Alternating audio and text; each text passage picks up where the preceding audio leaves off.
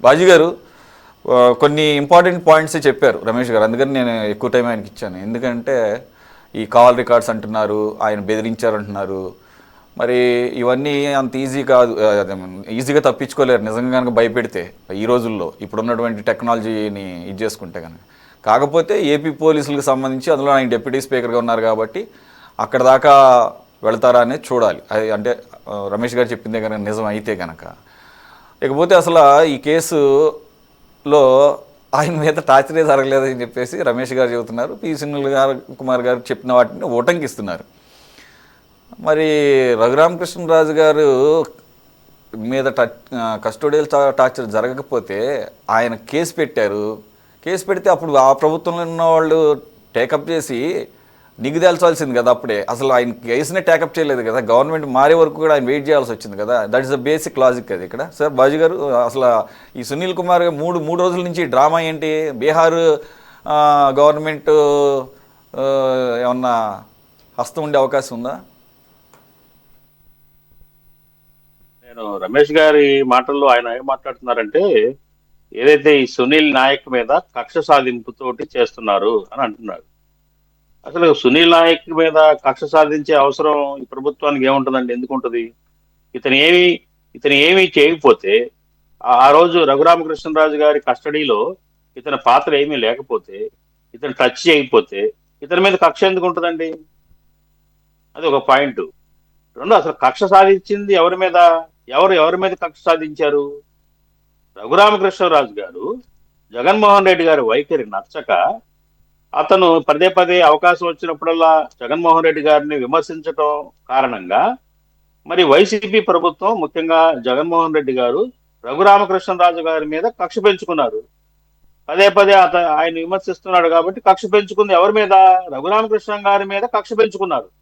కక్ష పెంచుకొని రాజద్రోహం కేసు పెట్టారు. రాజద్రోహం అంటే ఏంటి?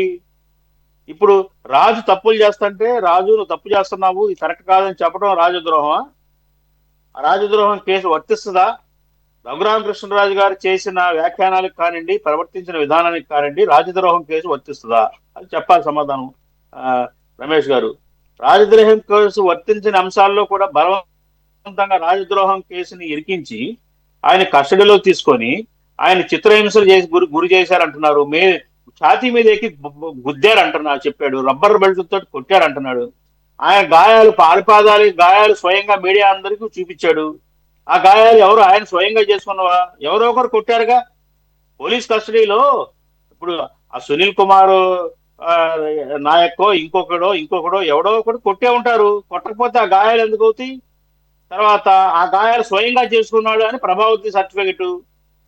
ప్రభావతి అనే ఒక ప్రభుత్వ వైద్యురాలు ఆ రకంగా దొంగ సర్టిఫికెట్ ఇవ్వటం, ఇవన్నీ ఎవరు చేయించారు? ఎందుకు చేయించారు? ఎవరి మీద కక్ష కట్టారు? ఇవన్నీ కూడా ఇవాళ వరకు కూడా ఎందుకు కొనసాగుతుంది? ఆ కస్టడీలో ఏమీ జరగకపోతే ఈ రోజు వరకు కూడా ఎందుకు కొనసాగుతుంది? అది సుప్రీంకోర్టు దాకా ఎందుకు వెళ్ళింది? ఇవాళ బీహార్ లో వెళ్ళి ఇతన్ని పట్టుకురావడానికి ఎందుకు ప్రయత్నం చేస్తారు చెప్పండి? ఏమి జరగకపోతే, ఏమీ లేకపోతే ఎందుకు చేస్తారు? జరిగింది, సంథింగ్ ఉంది అక్కడ, ఏదో జరిగింది. హింసించిన మాట వాస్తవం, ఆయన టార్గెట్ పెట్టిన మాట వాస్తవం. దానికి ప్రతిగా ఆయన తనను టార్గెట్ పెట్టిన వాళ్ళ మీద మరి పనిష్మెంట్ కోసం ఆయన ప్రయత్నిస్తున్నాడు, చివరి వరకు పోరాడుతున్నాడు.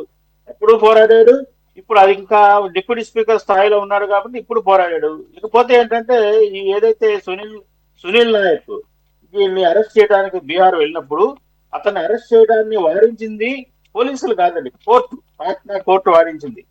పాట్నా కోర్టు సరైన డాక్యుమెంటేషన్ ప్రాపర్ గా లేదు, ట్రాన్సిట్ వారెంట్ అనేది ఇవ్వడానికి సాధ్యపడదని కోర్టు డినై చేసింది, పోలీసులు కాదు. ఇక్కడ సరైన విధానంతో వెళ్ళాలి.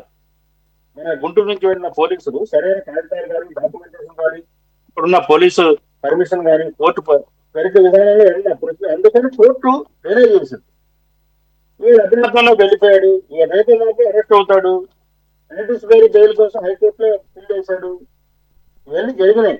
రేపు పొద్దున అరెస్ట్ అయిన తర్వాత నిజంగా నిగ్గు తేల్చాల్సింది. అయితే అతను పొలం కార్డు వాడాల్సిన అవసరం ఏముంది? నేను ఎస్సీ ఎస్టీని, నేను రాజకీయాల్లోకి వస్తాను, నేను అది చేస్తాను, ఇవన్నీ వెళ్ళాల్సిన అవసరం లేదు. వేళ అతను పరిమితమైన అంశం ఏంటంటే తనని అరెస్ట్ చేస్తున్నారు. రఘురామకృష్ణరాజు గారు టార్గెట్ పెట్టారా లేదా అంతవరకే. నన్ను ఎస్సీ ఎస్టీ అని నన్ను హింసిస్తున్నారు అని మాట్లాడాడు అంటే అర్థమవుతా ఉంది అతను కులం తోటి దీని నుంచి బయటపడాలనో లేకపోతే ఏదో సింపతి పొందాలనో ప్రయత్నం చేస్తున్నాడు. కాబట్టి ఏంటంటే రఘురామకృష్ణరాజు గారి కేసు ఆనాడు దాదాపు దీంట్లో ఎంతమంది ఉన్నారండి? సివి సునీల్ కుమార్, టిఎస్ఆర్ ఆంజనేయులు, అందరు పోలీసులే. విజయపాల్, డాక్టర్ ప్రభావతి, సునీల్ నాయక్, ఇతర సిఐడి అధికారులు, కింది స్థాయి వాళ్ళందరూ ఉన్నారు దీంట్లో ఇన్వాల్వ్ అయ్యారు. ఆయన కొట్టారంటున్నారు.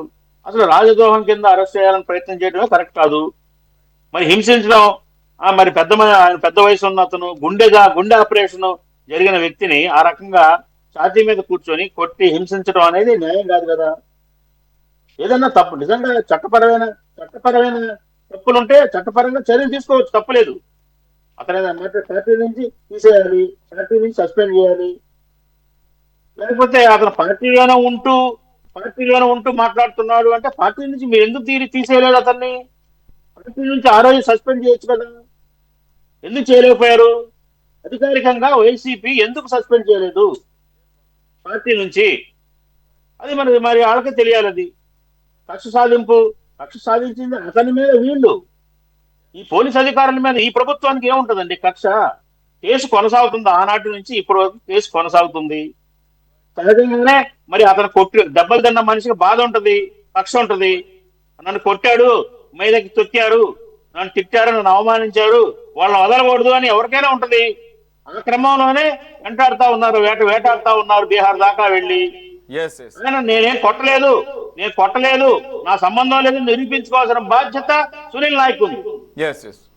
విజయభాస్కర్ గారు, ఇప్పటికే చాలా లేట్ అయింది, ప్రభుత్వం మారినా నాకు అప్పుడు ఎంపీగా ఉన్నాను, ఇప్పుడు డిప్యూటీ స్పీకర్గా ఉన్నాను, నాకే ఇంకా న్యాయం జరగలేదు. ఆయన అనేక సందర్భాల్లో బయటపడినటువంటి పరిస్థితి. ఆయన కూటమిలో ఉన్న డిప్యూటీ స్పీకర్గా ఉన్న తన అసంతృప్తిని వెలగక్కాడు, ఆశాభావం వ్యక్తం చేస్తూనే. డిలే అయింది కానీ ఎప్పటికైనా నాకు దీంట్లో న్యాయం జరుగుతుందని అనుకుంటున్నానని చెప్పేసి. సరే, మొత్తానికైతే కదలిక గట్టిగానే వచ్చింది. మరి ఈ సునీల్ నాయక్ గనక తీసుకొస్తే ఈ కేసు ఒక కొలిక్కి వచ్చే అవకాశం ఉందా? పివి సునీల్ కుమార్ లాంటి వాళ్ళని ఇప్పటికీ కూడా ఆయన సస్పెన్షన్ అందరూ అనుకున్నట్టుగా ఈ కేసులో కాదు, ఆయన విదేశాలకి చెప్పబెట్టకుండా వేరే ఒక చోటకు వెళ్తున్నాను వేరే చోటకు వెళ్ళాడని చెప్పేసి. మరి అందు గురించేనా సునీల్ నాయక్ ఈ రకంగా ఈరోజేమో క్యాష్ని అడ్డం పెట్టుకొని అతను కూడా కులం కార్డు వాడుతున్నాడు. అలాగే అక్కడ బీహార్లో ఉన్నాడు కాబట్టి అక్కడ లక్కీగా అక్కడ కోర్టు ఉత్తర్వుల్ని బేస్ చేసుకుని దొరకకుండా ఉన్నాడు అతను.